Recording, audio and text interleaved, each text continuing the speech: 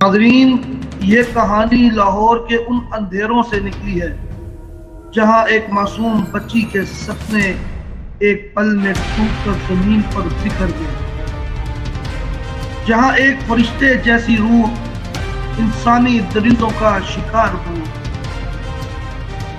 आज हम उस बच्ची की वो कहानी सुन रहे हैं जिसे दुनिया ने सिर्फ एक केस कहा, लेकिन उसके लिए ये जिंदगी का सबसे बड़ा दुख था।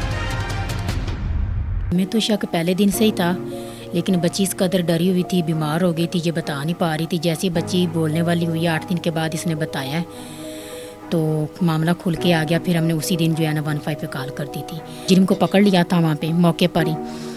जैसे उन्होंने पकड़ा तो उन्होंने SHO से बात करवाई है, तो फिर वो उनको आराम से लेके गए हैं। तो इनके पापा को और बच्ची के साथ बड़ी बदतमीज़ी से लेके गए। स्कूल से घर वापस आई और दादों की तरफ जा रही थी, उन पठानों ने मेरी बाजू खींच के अपने कमरे में ले गए। तो उन्होंने बदतमीज़ी की पजामा। ये 14 तारीख का वाक़या है। बच्ची को मैं स्कूल से घर बच्चों को छोड़ के मैं काम पे चला गया हूँ। शाम को जब मैं आया हूँ तो ये बच्ची यहाँ पे लेटी हुई थी। अस्सलाम वालेकुम नाज़रीन, आपका मेज़बान अब्दुल्ला अहमद आपकी खिदमत में हाजिर है और आप देख रहे हैं उर्दू पाकिस्तान न्यूज़। आज हम एक ऐसे दर्दनाक अफसोसनाक वाक़ये आपको सुनाने लगे हैं। एक हमारे साथ एक छोटी बच्ची मौजूद है, इसका नाम है सबा। 10 साल की बच्ची है। इसके साथ इसके हमसाये ने मुबैना तौर पर ज़्यादती करने की कोशिश की, उसके बाद जान से मारने की धमकी दी। इसी से बात करते हैं और आपको दिखाते हैं। अस्सलाम वालेकुम। वालेकुम सलाम। क्या नाम है बेटा आपका? सबा मुश्ताक। क्या हुआ था बता सकती हैं? मैं स्कूल से घर वापस आई और दादों की तरफ जा रही थी, उन पठानों ने मेरी बाजू खींच के अपने कमरे में ले गए। तो उन्होंने बदतमीज़ी की पजामा। तो पठान कहाँ रहते हैं? ऊपर। तो आपकी दादो ऊपर रहती हैं? जी। उन्होंने बदतमीज़ी की पजामा उतार के उंगलियां मारी और उन्होंने डराया भी था, अगर आपने किसी को बताया आपके और आपके माँ बाप को मार देंगे। उन्होंने गला भी दबाया था और उन्होंने मुँह के ऊपर हाथ रखा हुआ था। उन्होंने यहाँ पे नेल भी मारे थे। अस्तगफिरुल्लाह।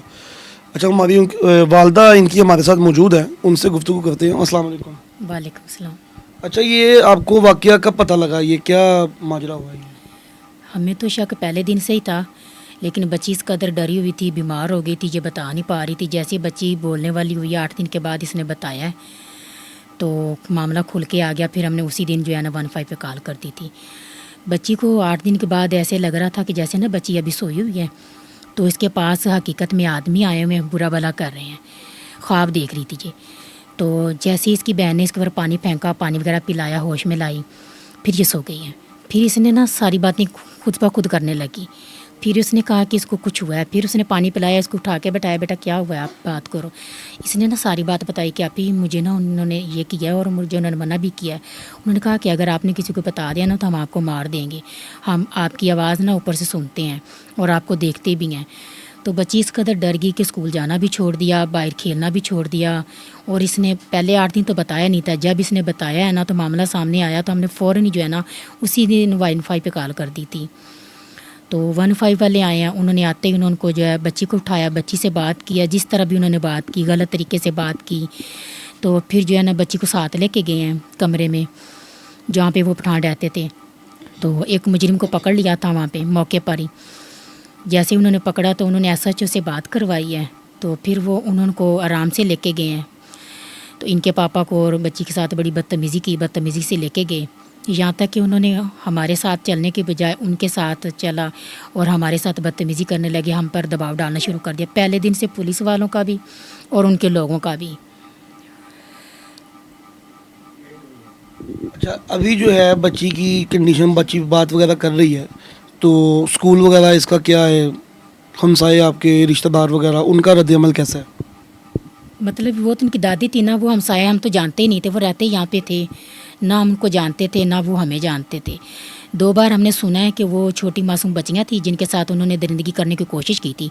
लोगों को पता चला तो वो खुद घर छोड़ के चले गए हैं। उनको नहीं निकलवाया, वो खुद छोड़ के चले गए। तो हमने कहा कि अगर उस वक्त वो एक्शन ले लेते तो हमारी बच्ची आज सेफ़ होती। उन्होंने नहीं किया, तो हमारी बच्ची के साथ जब हुआ तो हमने फ़ौरन तो कार्रवाई कर ली। अच्छा, जो मुजरिम पकड़ा गया अभी वो जेल में है या उसको छोड़ दिया? एक पकड़ा गया और दूसरा अभी फ़रार है। वो जो पकड़ा गया वो कौन है? उसका नाम रईस खान बताते हैं। और जो फरार है वो भी ऊपर ही इधर ही रहता है? वो भी इधर ही रहते थे, लेकिन अब तो नहीं है, क्योंकि जब से ये मामला हुआ तब से वो क्वार्टर छोड़ के चले गए हैं। बच्ची कौन सी क्लास में है ये? 2 क्लास में। देखिए जी, सारा मामला आपके सामने है कि ये पुलिस वालों की जिस तरह वो बता रही हैं कि जो मुजरिम है उससे इतने सवाल नहीं, बच्ची से ज़्यादा सवाल। छोटी सी बच्ची है, वो क्या बता सकती है।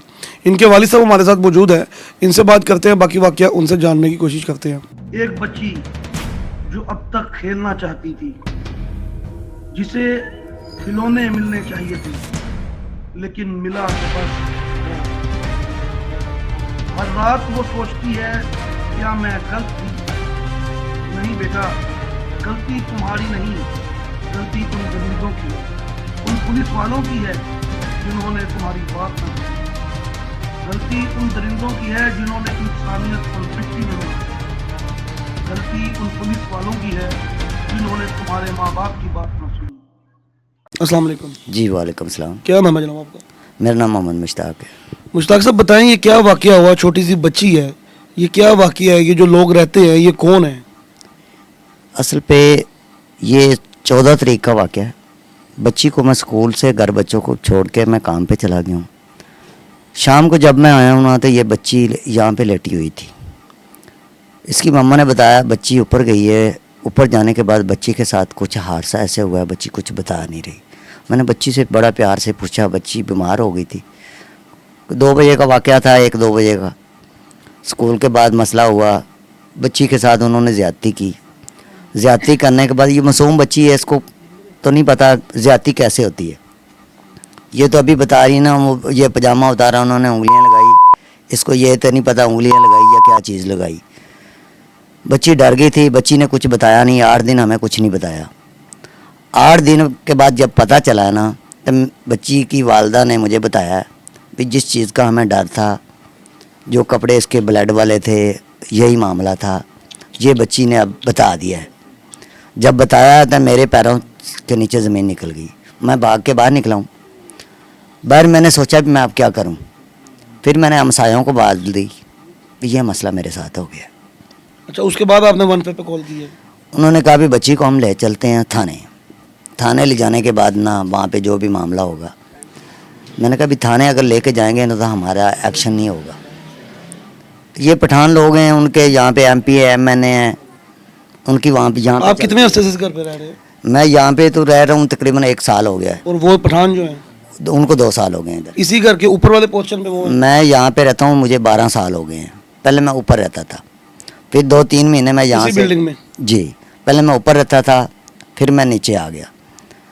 जब मैं नीचे आया हूँ तो ये जब मामला बना ना, तो वो मैंने 15 पे कॉल की है। कॉल करने के बाद उन्होंने जो है ना पुलिस का डाला है इधर। वो 3 लोग थे।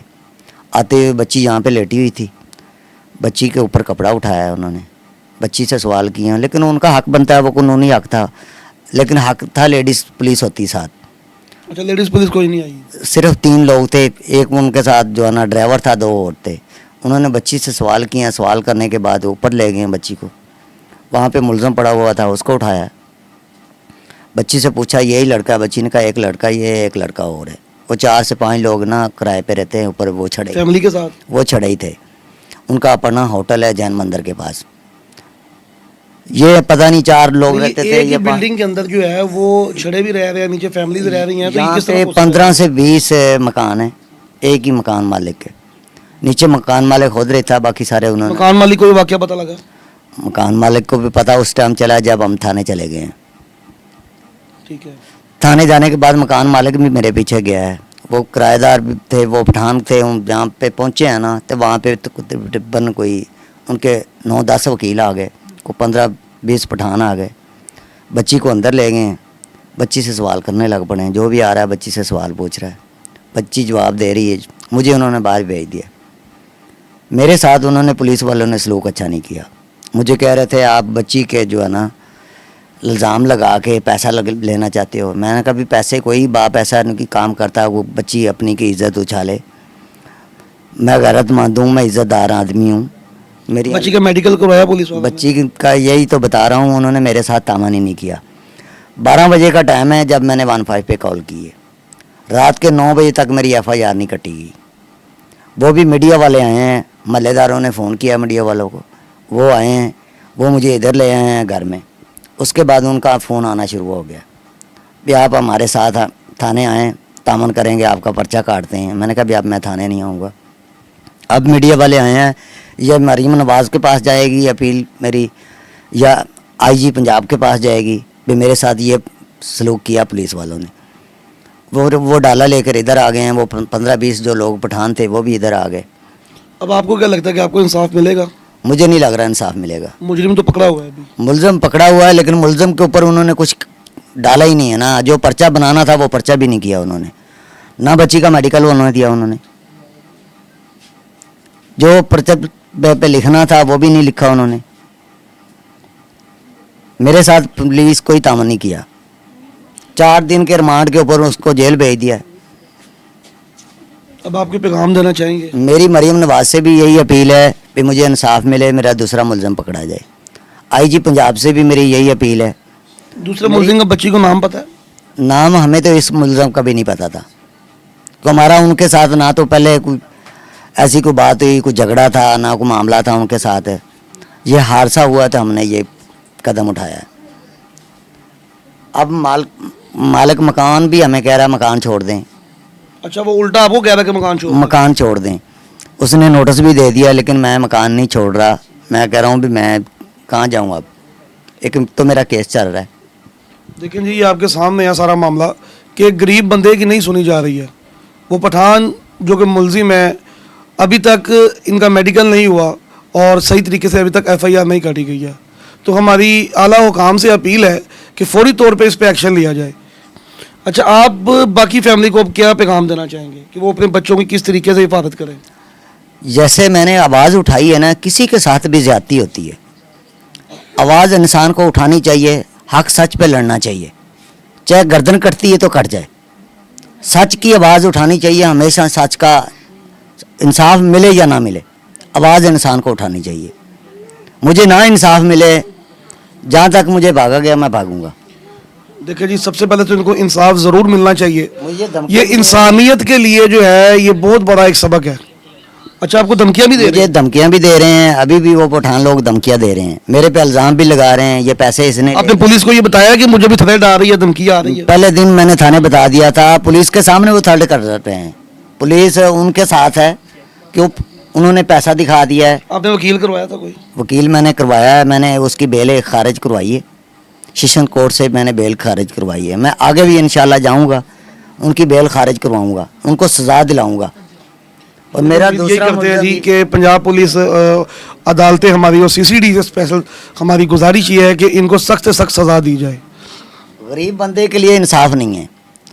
पुलिस उसकी है जिसके पास पैसा है। तकड़े लोगों के साथ जो है ना इंसाफ होता है, माड़े को इंसाफ नहीं मिलता। लेकिन मैं कोशिश करूंगा, जहाँ तक मुझे जाना पड़ा मैं जाऊंगा, बच्ची को इंसाफ दिलाऊंगा, अपने मुलजिमों को गिरफ्तार करवाऊंगा। अब वक्त आ गया है कि हम खामोशी तोड़ दें। हर माँ, हर बाप, हर भाई अपनी जिम्मेदारी समझ गए। ये सिर्फ एक केस नहीं, ये हमारी समझ का आईना है। जब तक हम मिलकर इन जुल्म करने वालों को बेनकाब नहीं करते, तब तक ऐसी बच्चियां डरती रहेंगी।